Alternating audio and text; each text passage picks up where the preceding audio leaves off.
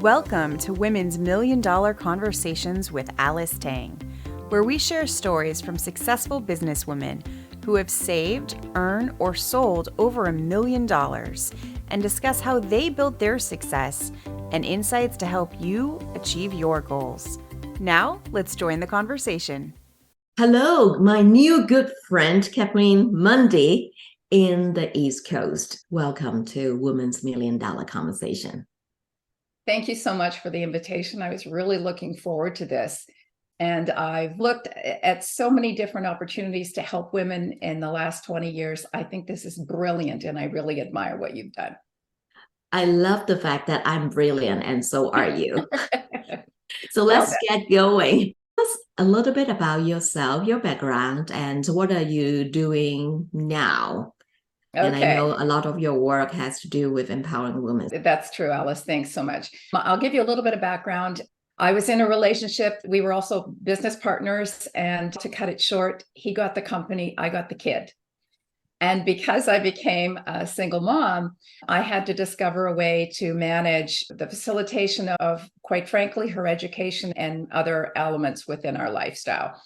As a result of that, I was given an opportunity after working 6 years, 2 jobs, really tough. I was given the opportunity to look at a business. And I thought, I've been working for someone else for 6 years, and I know I can't get ahead. I know that. So show me the numbers. And so I looked at the numbers, and sure enough, I thought this cash flow can facilitate her university education. And so I bought the first franchise. It was a pizza franchise.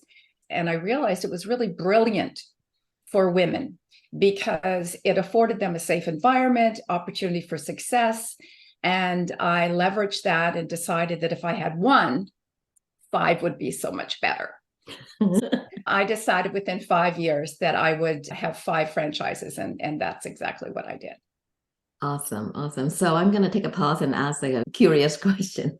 Do you like your pizza? It's interesting because even though I had 5 stores and we sold 4,000 pizzas a week, I didn't eat it much.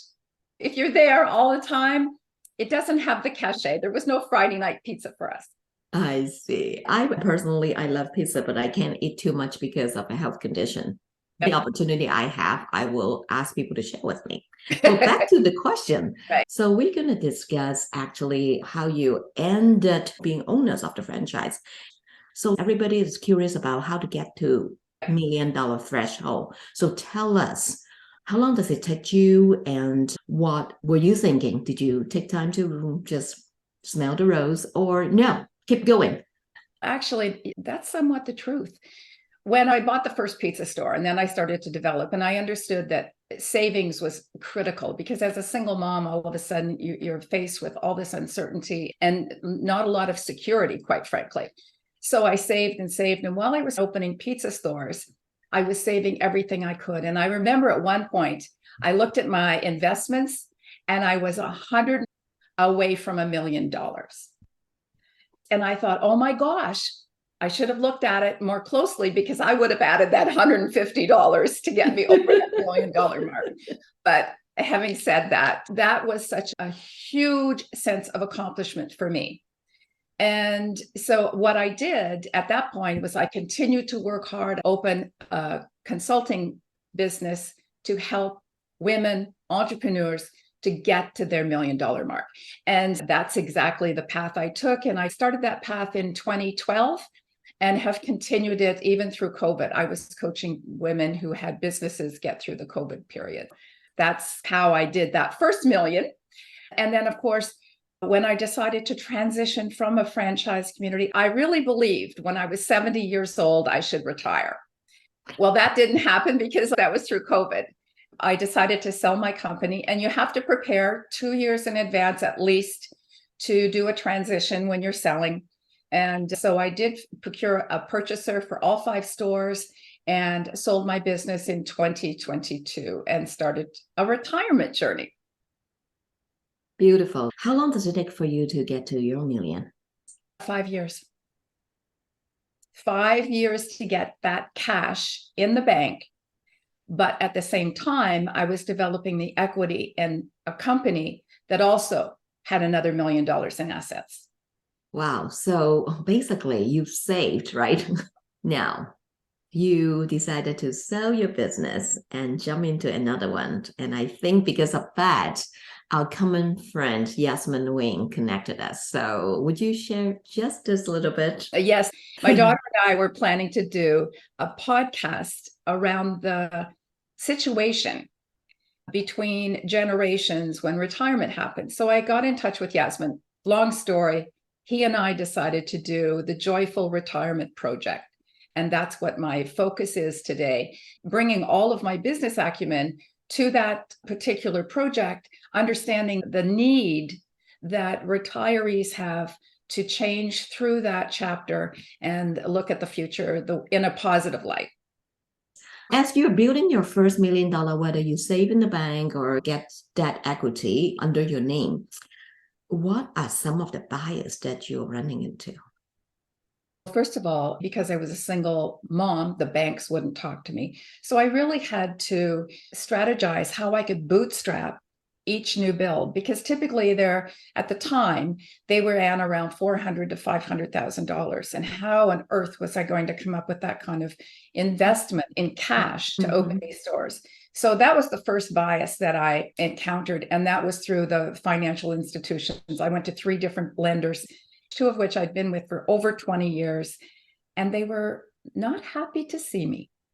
And so I really thought, okay, that's just a challenge that I can put aside because I know I can do this. The biases aren't necessarily obstacles, they're challenges to get around.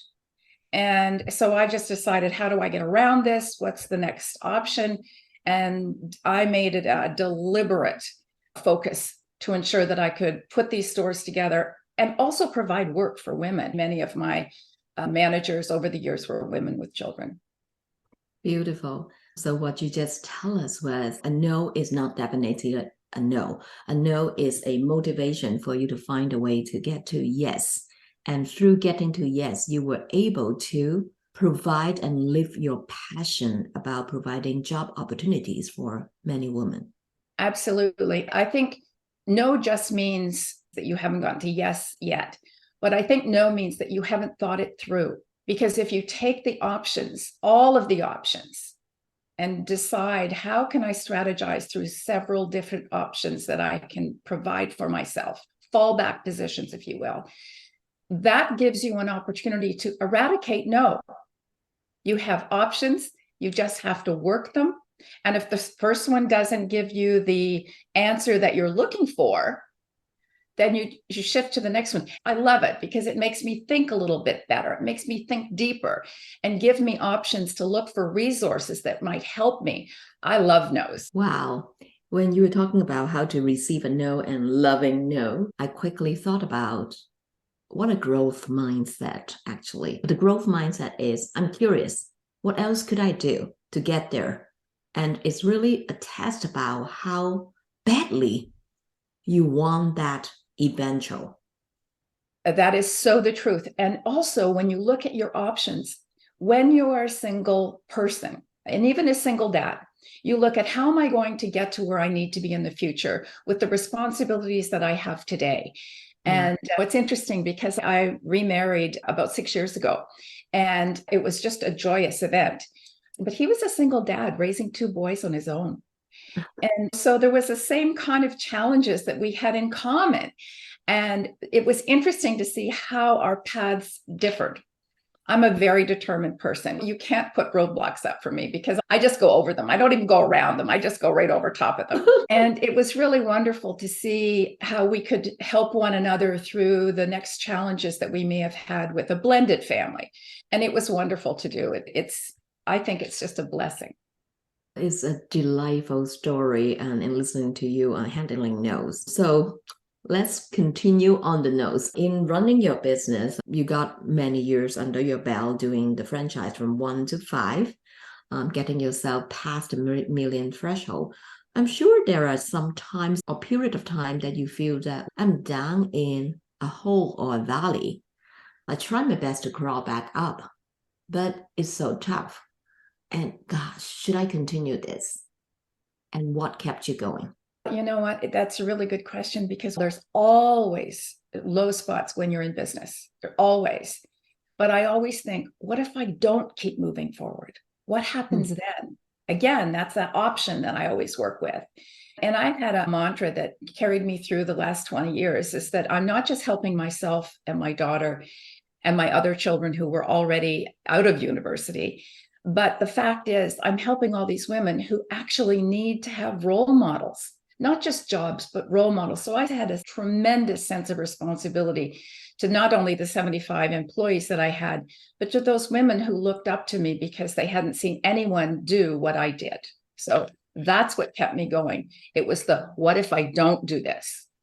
What if I don't do this? And knowing that you're role modeling, everybody is watching you, even they're not saying anything. Everyone is watching you. It's not what we say, is what we do and how we act. And I think that one of the things that I did when I was building my company, and I think with any person who's decided that they want to make $1 million, you have to get your hands dirty. You have to work really hard. You have to work late nights. You have to really desire that dream, because that desire is going to help you and that'll motivate you to keep going one foot in front of the other when things get really tough. And you don't need to do it all alone. A lot of times women believe they're out there forging their way and they listen to people who say, oh, that's a silly idea, that will never work.